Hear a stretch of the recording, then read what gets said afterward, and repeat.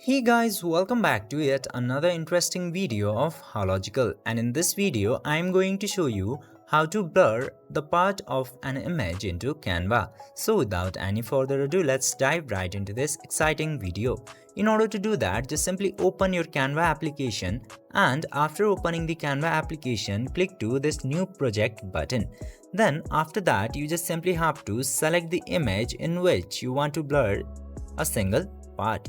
Then after opening the image, click to edit image option at the top right. Then after that, you will get to see this effect option at the bottom. Just simply tap into effects option and now go to effects section into here.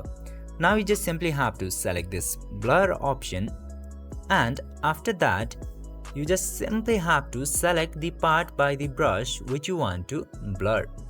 And after selecting the part you want to blur by brushing into that part, it will successfully be blurred out. Now you can change the intensity of blur between 0 to 100 from this bottom section.